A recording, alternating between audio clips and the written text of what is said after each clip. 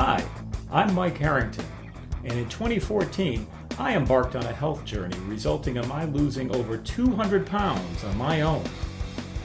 Since then, I've been sharing my story and have become an advocate for healthy living. Welcome to Mike Inspires Me, a podcast show about health, wellness, and amazing people to inspire you to take charge of your life and your health.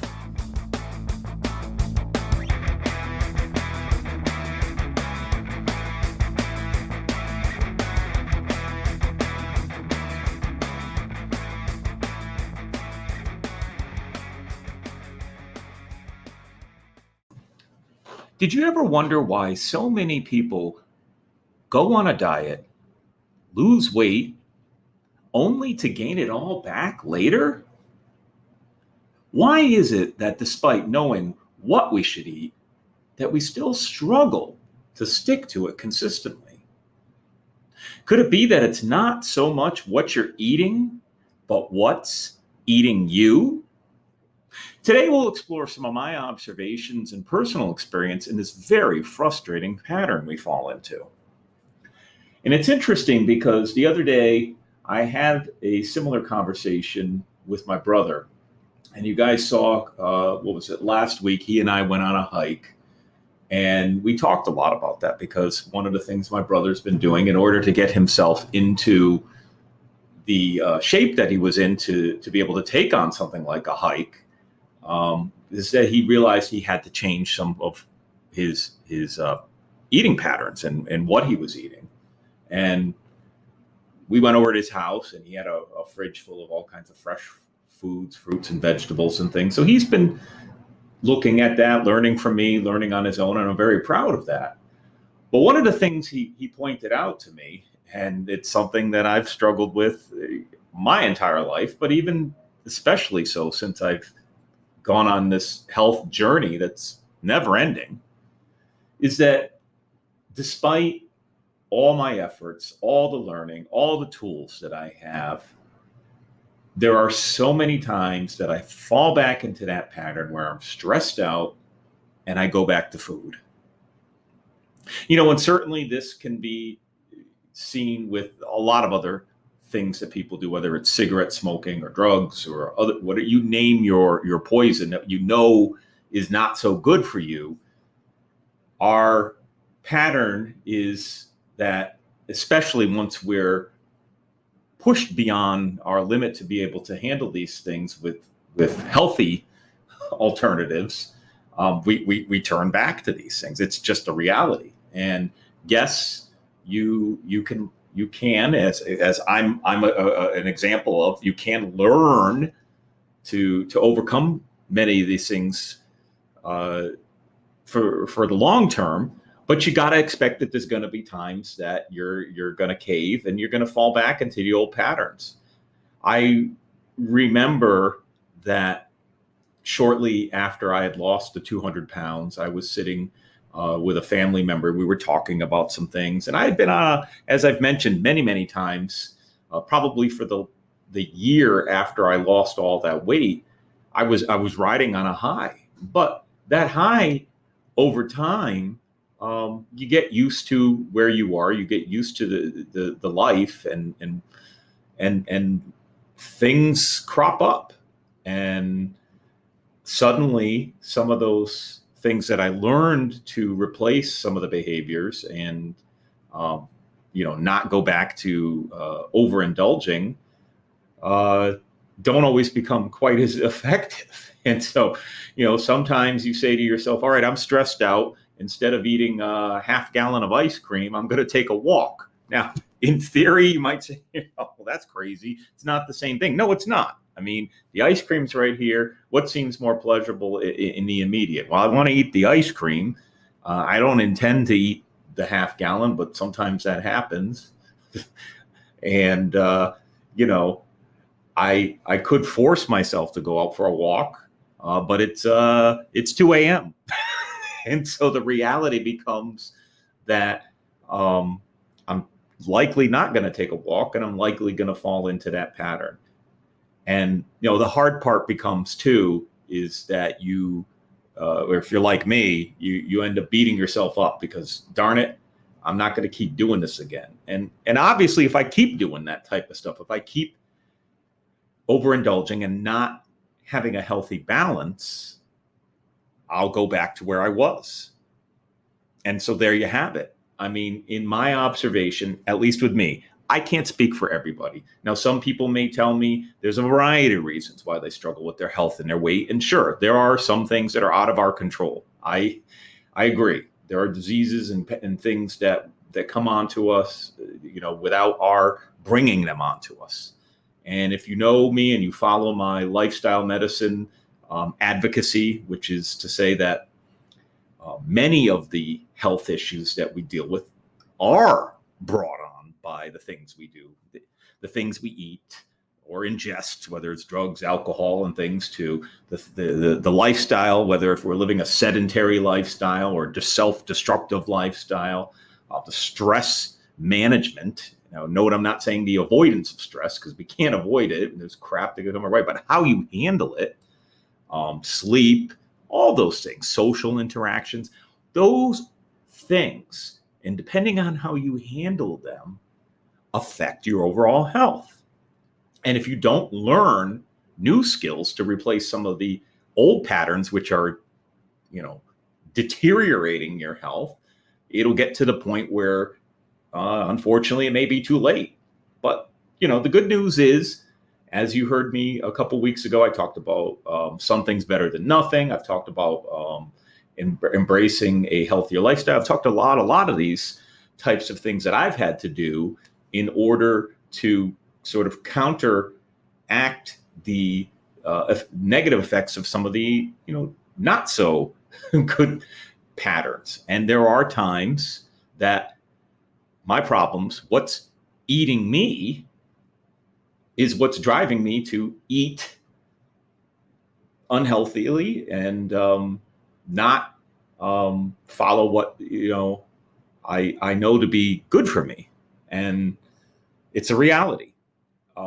You've heard me many times. I've said it on television. I've said it all over the place. I didn't stop loving cookies. And if you love something, sometimes unfortunately for me, again, I like to speak in terms of myself, and because I can't speak for all of you, but sometimes one cookie isn't enough. And sometimes 6 cookies isn't enough to fulfill that empty void, because what's eating me will never be filled with cookies. And I have to understand that. But then there's sometimes that I just want cookies. And for that moment, the 5-10 minutes, that I'm sitting there with that sweet, crunchy feeling in my mouth and filling my belly, I feel good for that moment. And it gives me that immediate pleasure. Because let's face it, right? I know it's apples and oranges here, but taking a walk, which could also and does help me with my feelings of stress and dealing with some of my problems, it doesn't give me that immediate, quick high. It's not like, hey, I suddenly take a walk and, I got to get myself up to, I got to put on my shoes, put on something that, it can't be 2 a.m., and I, to do that. And these things happen. And then, as I said, I've had to learn to have enough insight into my overall health strategy to understand that there's just going to be those times. And I'm not suggesting that that's what you should do. And I'm sure a lot of people would say, well, you got an eating disorder. Hey, look, I'm not denying I don't. I've often admitted that, and I'm sure there's a lot of people who would think that, there's programs and whatnot I can get into to learn new patterns. And well, let's face it, I've been doing this for 7 years. I've maintained the majority of this weight loss. I've maintained my health very well for these past few years. And what I'm doing works for me. And sometimes, frankly, I like to stuff myself with cookies. And I have a lifestyle that allows me to do that and still stay healthy. I'm going to repeat myself. And, if there's some of you out there who don't agree with that, that's fine. I'm not looking to be a healthy living zealot here. I'm trying to have a balance between some of the things I know that may not be best for my health and some of the things that I know that I need to do in order to counteract some of that. And that may sound crazy to you, but look, it's either that or I'm driving myself crazy all the time trying to be perfect. And let's face it, we're not. You're not going to be perfect. You're not going to, follow a healthy regimen 100% because you can't. You're not a machine. Heck, even machines break down. And sometimes you're going to cave in because what's eating you becomes what you start eating. And, that's just something that for those of us who are what we call stress eaters, there's a reason why we call it comfort food. I mean, let's face it, everybody loves to eat, I hope. There are a few segments of groups of people who don't, I guess, but the majority of us love to eat. Okay, even health nuts. I mean, they love eating their broccoli and their quinoa and all that. I love those things too now. But I also love things that processed foods that I preach about because, maybe I'm not some of the chemical stuff. Like I've gotten away from like enjoying things like Twinkies and stuff, but cookies and things.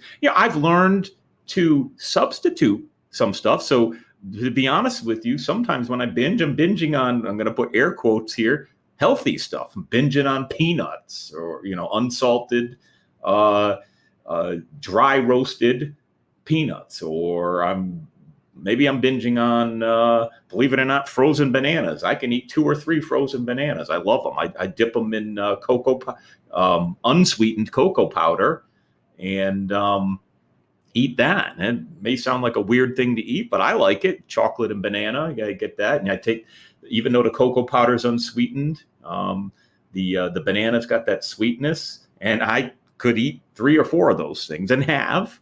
And you might look at me with a tilt, but hey, listen, there's a lot of us that like to eat some stuff. The whole point is that I've even learned other strategies to kind of handle those times that, when what's eating me becomes what I start eating. And okay, so maybe I don't eat a whole bunch of processed foods, and I can try to eat something that, if I'm going to overindulge, at least it's not going to wreck my body too much. I mean, I suppose you couldn't. I've never really heard of somebody binge eating steamed broccoli, but I could probably binge eat a tray of oven roasted broccoli with a nice little brown on it and some olive oil and garlic. I could probably kill a tray of that myself. But the point is there comes a time that you got to step back in your journey. If you're embarking on a health journey and you're wondering, okay, I got to make these changes in my behaviors and what I'm eating and what I'm doing in order to get healthier. You got to be realistic with yourself and be easy on yourself. I mean, I'm not saying not to push yourself, because you need to push through the laziness. You need to push through the fears. You need to push through. You got to do something different. You can't just keep in that old pattern and expect that, you go on a diet, lose weight, and then everything's cured, because it's just, sorry, folks, that's not the reality. And you'll lose weight, but what are you going to do after? I mean, how many times do you hear me say that? You're going to get there. You're going to get to the end point. All right. Congratulations. You lost 50 pounds, 100 pounds. That's awesome. But what are you going to do? So you don't want to just go and gain it back. I mean, what did you do all that work for? And that's part of the problem with fad diets. And, I go back and forth about it, how I feel about it, because on the one hand, they can get you there. I mean, certainly people criticize my 1 year or 11 months losing 200 pounds. It'll get you there. But is what you're doing to get yourself there going to help you maintain and sustain what you're doing? And that's really what I did over this past, even over the past 7 years, is continuing to fine tune, looking at, the patterns of my health and saying, okay, dude, you're starting to fall into those old habits again, those things that are eating you. are starting to add up on your waistline again, there, buddy. And I mean, let's face it. This past year with the COVID restrictions, and you hear about the COVID. What is it? I can't remember the exact, but the COVID-15 or whatever they call it, right? People gained a lot of weight because of the stress and being isolated from one another, and just staying home and cooking a lot of home baked goods and things like that. And so on the one hand, it was probably a good mental health therapeutic effect in eating all these comfort foods, but it shows up on our health, right, over time. And then so now we've all gained whatever we've gained in weight. Because I even heard somebody the other day, we were talking about coming back to the office at my job, and this person said, she's like, yeah, I got to dig out my work clothes, and I hope I fit in them. And I'm like, yeah, that's just a reality. But the point is, it's I'm not advocating gaining and losing weight all the time. And I even talked about that. Is that a bad thing that we gain or lose weight? I'm certainly, maybe I'm talking out of two sides of my mouth, because I'm saying, oh, well, you really shouldn't be going up and down. But to me, it's less about going on a fad diet and more about kind of flattening that curve, and kind of saying, to flatten your curves, right, is to kind of say, all right, well, look, I know that for me, why don't I just give you an example of what I do. During the week, it's easier for me to set up like Monday through Friday, because, and I work right now from home for the time being, to set up having, I have a veggie smoothie for breakfast, and maybe a couple hard-boiled eggs and oatmeal, whatever. I kind of, those things are real good. They're whole foods. They're healthy. Very little sugar. In fact, I don't add any sugar to anything that I bake in the mornings. So those are my typical foods, right? So veggies, fruit smoothies. Sometimes I add a little peanut butter powder or something to them. I add flax and hemp and chia seeds and all kinds of great stuff into them. Hey, maybe we should do a talk on that. Terry and I my wife and I were just talking about that today, sharing some of the recipes. And then lunch, you've heard me many times. I've talked about it on television and in other places. I eat things like homemade split pea soup, homemade lentil soup. I eat a lot of beans, and I eat pretty much, other than when I eat eggs in the morning, I eat pretty much what somebody would call a vegan diet during most of the week. And then at night, when Terry and I are together, sometimes we eat. It depends on what we feel like. Veggies and hummus, or we eat for dinner, or some nice crisps, whole grain crisps, and we put. Sometimes we'll eat a little canned fish, or we'll cook some fish, or we'll eat some chicken. We try to eat healthy. And then the weekend comes, and here's the big joke, right? So Friday comes, and it's like, all right, it's pizza night. And then, last night, which is our Friday, today is Friday. We had it's actually a very nice flatbread vegan pizza. So we do try to eat healthier, but sometimes I eat a regular pizza. And then comes later Friday night, and then I'm starting to eat, it's like, oh boy, did I eat a half a bag of tortilla chips with salsa? And I was like, well, at least the salsa wasn't bad for me. Or maybe I tried to eat whole grain tortilla chips, or, and then it gets late, or I'm stressed, or something else. We're sitting around, and, I'm getting, the stress of the week is adding up. And then it's like, oh, there's those cookies, or there's that ice cream. And, again, we've been, Terry's been helping me with this too, because as you've heard me talk, she brings a lot of foods that, one, certainly aren't best for either of us, but a lot of times we've been trying to compromise, because Terry already knows the pattern. She's like, yep, Mike gets in those moments, and then he'll start eating those chips, even though, I know they're not good for me. They taste good, and it feels good, and then you feel like a slob, and the whole thing can be overwhelming at times. And that's something you just got to kind of step back and say to yourself, well, look, I'm doing the best I can, and at least I'm trying. At least I'm making efforts to do a little something different, right? If you always do what you always did, you're always going to get what you've always got. And if at times what's eating you, the problems of life, stress, become too much, you do need to learn some things to counteract that in a better way than eating your problems, okay? Or smoking them, or drinking alcohol and using other drugs and things. You got to find a better way, because over time, let's face it, I'm not trying to be, patronizing with how simple this is, but those things are not good for your health. But sometimes the hard part is they become the only thing you know how to do to sustain yourself. Okay? And that was me. It was me.